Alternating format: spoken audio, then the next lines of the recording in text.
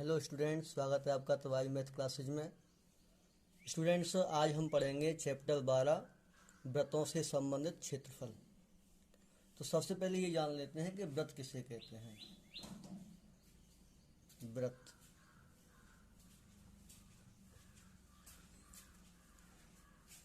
जैसे आप आपकी उसकी आकृति जानते ही हैं कि इस तरह की जो आकृति होती है वह व्रत कहलाती है। और जो परिभाषा है वो ये है कि बिंदुओं का एक ऐसा समूह, बिंदुओं का एक ऐसा समूह जो किसी निश्चित बिंदु से समान दूरी पर हो।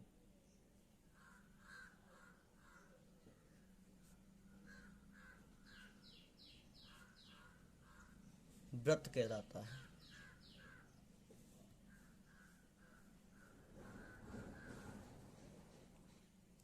कहने का मतलब ये है कि जो आप ये रेखा देख रहे हैं, ये जो लाइन आप देख रहे हैं, ये वास्तव में क्या है? बिंदुओं का एक समूह है। और ऐसा समूह है जिसकी दूरी किसी निश्चित बिंदु से, इस निश्चित बिंदु से इसकी दूरी सदैव क्या है? समान है। ये बिंदु हैं, इनकी दूरी सदैव क्या है? इससे समान रहेगी। इसकी परिभाषा दूसरी ये भी है कि आप कह सकते हैं कि किसी बिंदु का एक ऐसा बिंदु पथ, इसका बिंदु पथ भी कह सकते हैं, किसी बिंदु का बिंदु पथ भी कह सकते हैं। किसी बिंदु का एक ऐसा बिंदु पथ जिसकी किसी निश्चित बिंदु से दूरी सदैव समान रहे। ठीक है, तो वो क्या कहलाएगा? व्रत कहलाएगा। कौन? बिंदु का पथ। और यहाँ पे क्या कह रहे हैं? बिंदुओं का एक ऐसा समूह जो किसी निश्चित बिंदु से समान दूरी पर हो, यानी कि जो बिंदुओं का समूह है वह कहलाएगा व्रत। लेकिन कब कहलाएगा? जब वह किसी निश्चित बिंदु से समान दूरी पर हो। तो इसमें जो ये निश्चित बिंदु है वह कहलाता है व्रत का केंद्र। व्रत का केंद्र। और जो समान दूरी है, समान दूरी का मतलब जैसे कि यहाँ से यहाँ तक की जो दूरी है वह कहलाती है त्रिज्या।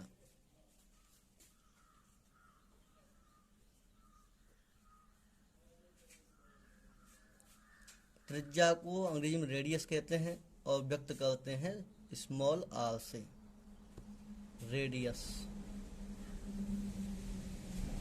ठीक है, तो ये बात रही बेटा बिंदुओं के बारे में।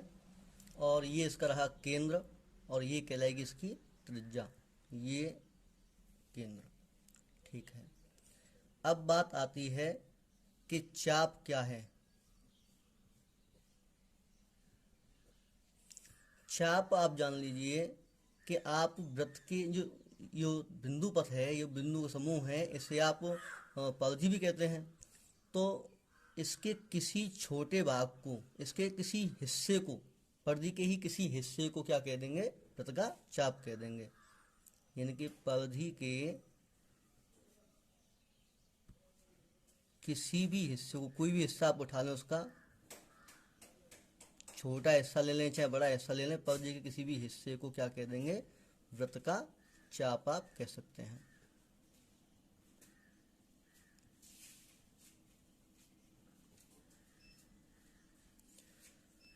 अगर स्टूडेंट्स हम यहाँ केंद्र से इस त्रिज्या को और भी आगे बढ़ा दें, एकदम सीधी रेखा खींच दें, तो ये कहलाएगा व्रत का व्यास। ठीक है, अब बात करते हैं फॉर्मूला के बारे में। तो व्रत के यहाँ पर आप दो फॉर्मूले ध्यान रखिए। एक है व्रत का क्षेत्रफल बराबर होता है पाई आर स्क्वायर के, और वर्ग इकाई। इसका मतलब है कि अगर कोई सेंटीमीटर में तो वर्ग सेंटीमीटर, और मीटर में है तो वर्ग मीटर, इस तरह से। क्योंकि जो क्षेत्रफल होता है वो स्क्वायर के हिसाब से लिया जाता है, वर्ग के हिसाब से लिया जाता है। यहाँ पर पाई का मान 22/7 लिया जाएगा या 3.14 लिया जाएगा। त्रिज्या हमें दे के रखी होगी, त्रिज्या दी रही होगी, इसका मान फिक्स रहेगा, तो व्रत का क्षेत्रफल आराम से ज्ञात कर सकते हैं। दूसरा याद करना होगा वृत्त की परिधि, वृत्त की परिधि, या कभी कभी वो कह सकता है कि वृत्त की परिमाप ज्ञात करिए। परिमाप की मतलब यही है और परिधि भी यही कहलाती है। इसका फॉर्मूला होता है 2πr, और ये क्योंकि लंबाई के हिसाब से है, केवल लंबाई लंबाई ली जाती है इसकी, तो इसलिए इसमें ना तो वर्ग आएगा ना कोई घन आएगा, केवल इकाई ली जाती है, मीटर सेंटीमीटर जो भी रहे। ठीक है, तो इन्हीं के साथ में इन्हीं दो फॉर्मूलाओं के हिसाब से आप क्या कर सकते हैं, 12 पॉइंट एक प्रश्नावली हम हल कर सकते हैं स्टूडेंट। प्रश्नावली 12.1। ठीक है स्टूडेंट, तो देखिए पहला क्वेश्चन क्या है कि दो वृत्तों की त्रिज्याएं क्रमशः 19 सेंटीमीटर और 9 सेंटीमीटर हैं। उस वृत्त की त्रिज्या ज्ञात कीजिए जिसकी परिधि इन दोनों वृत्तों की परिधियों के योग के बराबर है, योग के बराबर है, योग के बराबर है। मतलब ये कहता है कि तुम्हारे पास में दो वृत्त हैं, उनको मिला करके एक बड़ा वृत्त बनाया जाना है, आपको बड़े वृत्त की परिधि ज्ञात करनी है, जबकि छोटे वृत्तों की त्रिज्या तुम्हें दे रखी है। तो हम ये मान लेते हैं स्टूडेंट्स कि जिस वृत्त की हमें परिधि ज्ञात करनी है उसकी त्रिज्या मान लेते हैं कुछ, त्रिज्या ज्ञात करनी है, माना उसे मान लेते हैं बड़ा वृत्त। तो बड़े वृत्त की त्रिज्या हम मान लेते हैं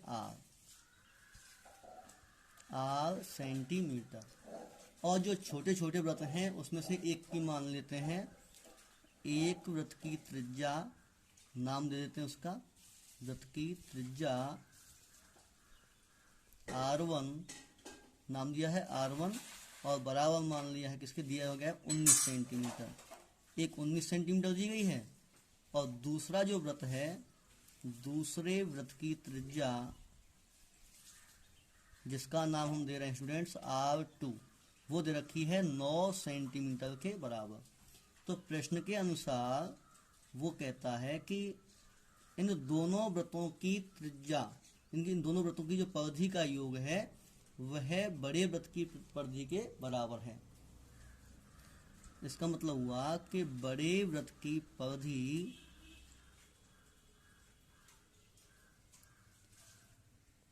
बराबर है जो दो वृत्त हमें दे रखे हैं, दोनों वृत्तों की परिधि के योग के बराबर।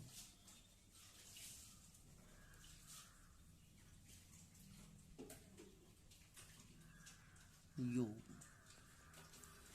परिधि, वृत्त की परिधि फॉर्मूला हमने थोड़ी देर पहले ही पढ़ा है, वृत्त की परिधि क्या होती है 2πr, तो यही हम यहाँ लगाएंगे। तो बड़े वृत्त की परिधि भी क्या होगी 2πr, ये फिक्स है, आर ही चेंज होता है। आर क्या है, उस वृत्त को छोटा बड़ा जो भी करता है वो त्रिज्या करती है आर, बराबर दोनों वृत्तों की परिधि का योग। तो पहले वृत्त की परिधि, एक वृत्त की करते हैं हम 2πr1 प्लस दूसरे कर दें 2πr2, ये पहले वृत्त की परिधि हो गई, ये दूसरे की हो गई, क्योंकि पहले में त्रिज्या क्या मानी है r1, दूसरे में r2 मानी है। अब आगे हल करेंगे स्टूडेंट्स, देखिए क्या है कि यहाँ 2πr बराबर दिया गया है 2πr1 प्लस 2πr2, दोनों में से 2π कॉमन ले लीजिए, तो 2π कॉमन ले लिए, क्या बना r1 प्लस r2, 2π से 2π कट जाएगा और यहाँ बचेगा r बराबर r1 प्लस r2। r बराबर r1 का मान कितना है 19 सेंटीमीटर, 19 प्लस r2 कितना है, r2 है स्टूडेंट्स 9, दोनों को जोड़ दीजिए कितना हुआ 28 सेंटीमीटर, ये हो गया बड़े वृत्त की त्रिज्या, ये तुम्हारा आंसर हो जाएगा। दूसरा क्वेश्चन पढ़ते हैं स्टूडेंट कि दो वृत्तों की त्रिज्याएं क्रमशः 8 सेंटीमीटर और 6 सेंटीमीटर हैं, उस वृत्त की त्रिज्या ज्ञात कीजिए जिसका क्षेत्रफल इन दोनों वृत्तों के क्षेत्रफल के योग के बराबर हो। यहाँ पे इसने परिधि की बात की है, यहाँ पे इसने क्षेत्रफल की बात की है, तो वही मान लेंगे सॉल्यूशन में कि माना बड़े वृत्त की त्रिज्या r1 r, माना बड़े वृत्त की त्रिज्या बराबर आर। और एक वृत्त की त्रिज्या हम मान लेते हैं, एक वृत्त की त्रिज्या, दो वृत्त रखे हैं ना, R1 नाम दे दिया है, दे रखी कितनी है 8 सेंटीमीटर। एक का हम R1 मान लेते हैं, एक को हम R2 मान लेते हैं। तो दूसरे वृत्त की त्रिज्या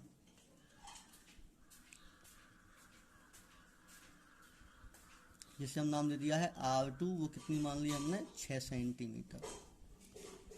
तो उसने कहा है कि जो बड़े वृत्त का क्षेत्रफल है, बड़े वृत्त का क्षेत्रफल वह बराबर है, देखिए, जिसका क्षेत्रफल इन दोनों वृत्तों के क्षेत्रफल के योग के बराबर है। यानी कि जो दो वृत्त हमारे पास में हैं उन वृत्तों के क्षेत्रफल के योग के बराबर, दोनों वृत्तों के क्षेत्रफल का योग इसके बराबर है कौन, बड़े वृत्त का क्षेत्रफल। अब क्षेत्रफल की बात करें तो स्टूडेंट्स, वृत्त का क्षेत्रफल क्या पड़ा है, बराबर पाई आर स्क्वायर। किसी भी वृत्त का क्षेत्रफल होगा कितना, पाई आर स्क्वायर। अगर चेंज होगा तो कौन होगा, केवल आर चेंज होगी उसकी। तो यहाँ पर बड़े वृत्त की जो त्रिज्या है वो आर है, और छोटे वृत्त की त्रिज्या की R1 है, एक की R2 है स्टूडेंट। चलिए, तो ये हो जाएगा पाई आर स्क्वायर बराबर बड़े दोनों वृत्तों की त्रिज्या, एक है पाई R1 स्क्वायर, एक हो जाएगा तुम्हारा पाई R2 स्क्वायर। पहले वृत्त का क्षेत्रफल पाई R1 स्क्वायर, दूसरे का पाई R2 स्क्वायर। तो पाई आर स्क्वायर बराबर, देखो इसमें पाई कॉमन है, पाई कॉमन ले लिए, यहाँ बचेगा R1 square plus R2 square. पाई से पाई कैंसिल हो जाएगा। अब यहाँ चलते हैं, यहाँ पर बचा है आर स्क्वायर बराबर, जिसका हमें मान ज्ञात करना है, और R1 दे रखा है 8, तो ये हो जाएगा 8 की घात 2 प्लस ऐसे ही हो जाएगा 6 की घात 2। यहाँ रखे गए हैं मान, R का मान ज्ञात करना है, R1 का मान 8 और R2 का मान 6, बराबर ये हो जाएगा स्टूडेंट्स 64 प्लस 6 का वर्ग 36, दोनों को मिलाएंगे तो हो जाएगा कितना 100। ये किसका मान है, R का, हमें मान चाहिए R का। तो R बराबर, इस वर्ग को हटाएंगे तो वर्गमूल लेना पड़ेगा, इधर बन जाएगा वर्गमूल कितना 100। तो 100 का वर्गमूल कितना होता है स्टूडेंट्स 10। ये हो गया बड़े वृत्त की त्रिज्या। आइए स्टूडेंट्स देखते हैं चौथा क्वेश्चन। किसी कार के प्रत्येक पहिए का व्यास 80 सेंटीमीटर है। पहिए का व्यास दे रखा है, पहिया मतलब वृत्त की आकृति का है, तो वृत्त का व्यास दे रखा है कितना 80 सेंटीमीटर। यदि यह कार 66 किलोमीटर प्रति घंटे की चाल से चल रही है तो हमें बताना है 10 मिनट में प्रत्येक पहिया कितने चक्कर लगाता है। इसका मतलब ये हुआ स्टूडेंट, जैसे मान लीजिए ये किसी गाड़ी का पहिया है, कार का, और ये इस रोड पर ऐसे चल रहा है। हमें बताना है कि 10 मिनट में इसने कितनी दूरी तय कर ली, कितने चक्कर इसने लगाए हैं। 10 मिनट में इसने कितने चक्कर लगाए हैं, तो हम पहले ये देखेंगे कि 10 मिनट में यह पहिया कितनी दूरी तय कर पा रहा है। तो यहाँ से लेकर मान लीजिए यहाँ तक ये पहुँच जाता है, तो हम क्या ज्ञात करेंगे, यहाँ से लेकर के यहाँ तक की दूरी ज्ञात करेंगे कि 10 मिनट में यह कितनी दूरी चला, और फिर ये तय करेंगे कि एक चक्कर में इसने कितनी दूरी तय की है। तो चक्करों की संख्या ज्ञात करने के लिए क्या करेंगे कि जितनी टोटल दूरी तय की है उसमें एक चक्कर का भाग इसमें दे दिया जाएगा। चक्कर का मतलब है कि इसकी परिधि, ठीक है। तो हम क्या करेंगे, एक तो वृत्त की परिधि ज्ञात कर लेंगे और 10 मिनट में इसने कितनी दूरी तय की है वो ज्ञात कर लेंगे। तो यहां में दे रखा है पहिए का व्यास,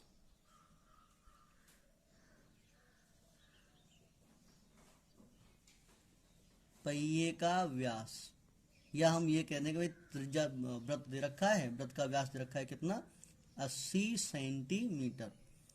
तो त्रिज्या कितनी हो जाएगी, त्रिज्या R बराबर हो जाएगी जो कि व्यास की आधी होती है, यानी कि 80/2 बराबर 40 सेंटीमीटर। तो पहिए का व्यास कितना होगा या परिधि कितनी होगी, पहिए की परिधि, परिधि का मतलब है कि पहिए द्वारा एक चक्कर में तय दूरी, जो परिधि है, ये जो परिधि है वो क्या बताएगी हमारे लिए, कि वह एक चक्कर में कितनी दूरी तय कर रहा है पहिया। तो परिधि बराबर 2πr उसका फॉर्मूला होता है। तो बराबर 2 की जगह 2, पाई की जगह भी पाई ही रहने दो, और आर की जगह पे कितना है 40 है, गुणा 40 कितना हो जाएगा 80 पाई।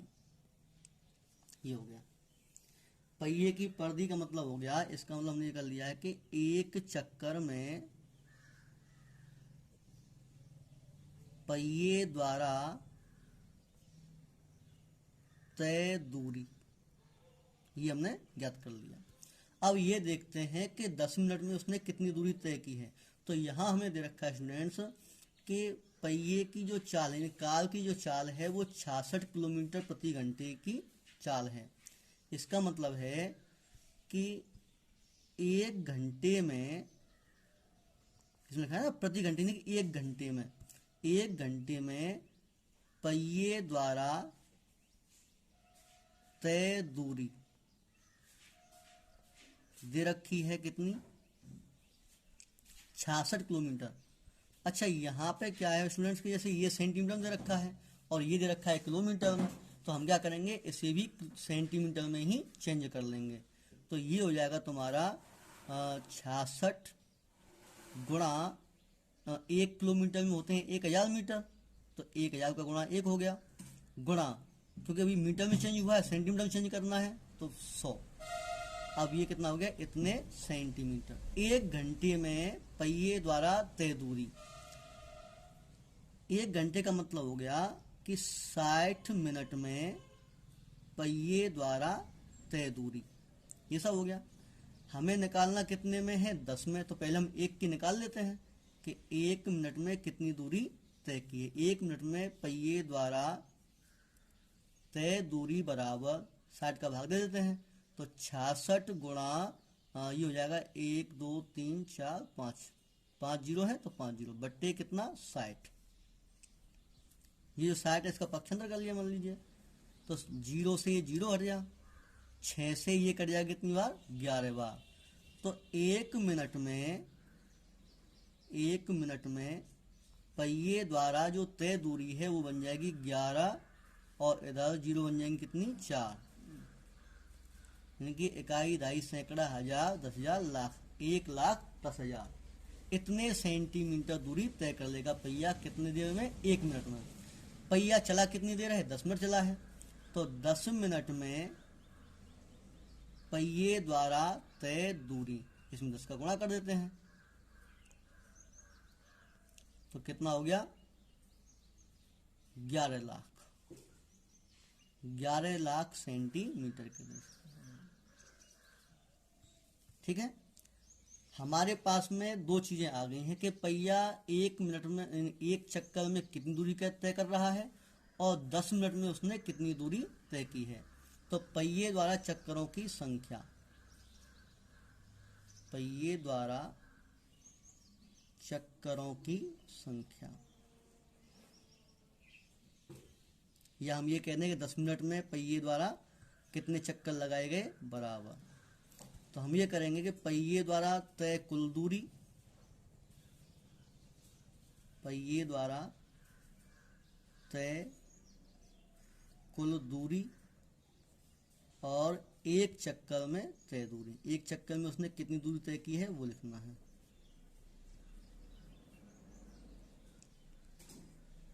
तो बराबर पहिए द्वारा तय कुल दूरी कितनी है 11 लाख,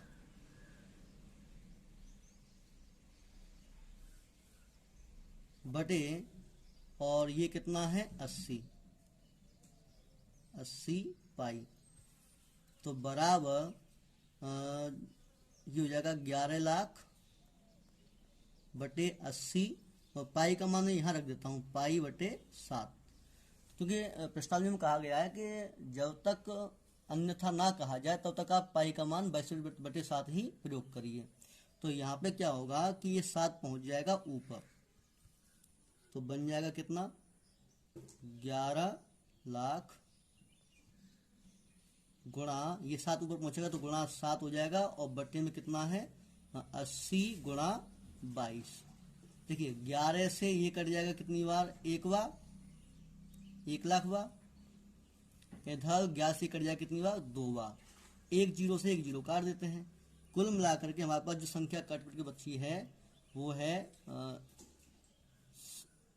10,000 गुणा करेंगे 7 से, 70,000 तो एक है, 70,000 बटे और नीचे बच जाएगा तुम्हारा कितना, 16। इसका आप भाग दे दीजिए, कितना आता है, 16 चौका 64,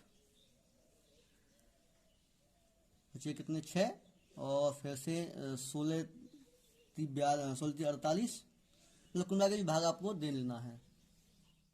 तो ये आ गया स्टूडेंट्स 4,375। इतने चक्कर उसने लगाए, किसने, पहिए ने।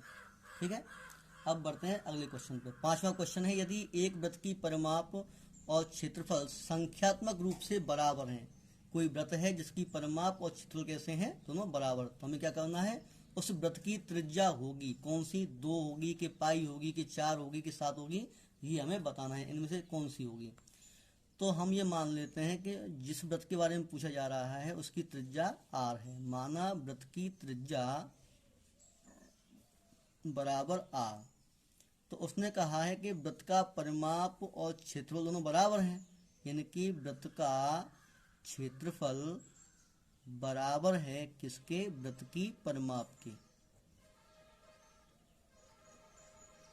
तो वृत्त का क्षेत्रफल क्या होता है, पाई r स्क्वायर। इधर वृत्त की परिमाप क्या होती है, 2 पाई r। तो स्टूडेंट पाई से ये पाई कट जाएगा, ये कितना, r स्क्वायर बराबर 2r। इसीलिए क्या आएंगे बाएं पक्ष में, तो बन जाएगा r स्क्वायर माइनस के 2r बराबर 0। तो r कॉमन ले लें तो बनेगा कितना, r माइनस के 2 बराबर 0। तो यहाँ से या तो r बराबर क्या हो जाएगा 0, भाई दो संख्या गुणा अगर 0 है तो एक 0 होना पड़ेगा, या तो ये 0 रहेगा या तुम्हारा r माइनस के 2 बराबर 0 रहेगा। तो r तो 0 रहेगा नहीं, क्यों नहीं रहेगा, क्योंकि जब r 0 हो जाएगा यानी कि ये हमारा कोई वृत्त है और r किसे कहते हैं, ये लंबाई r होती है। अगर इसकी लंबाई ही 0 हो जाएगी तो फिर तो ये वृत्त ना रहकर क्या बन जाएगा, बिंदु बन जाएगा। तो यहाँ पे क्या मानेंगे फिर, r माइनस के 2 बराबर 0, यानी कि r बराबर कितना जाएगा 2। तो r बराबर 2 इकाई इसका आंसर हो जाएगी, 2 मात्रक, यानी कि पहला जो पॉइंट है वो इसका सही है। स्टूडेंट्स बहुत से बच्चे ये करते हैं कि जैसे यहाँ r स्क्वायर बराबर 2r दे रखा है तो यहाँ के यहीं r से r काट देते हैं। तो ये ध्यान रखना चाहिए कि जो चर राशि है उनको ऐसे नहीं काटा जाता है।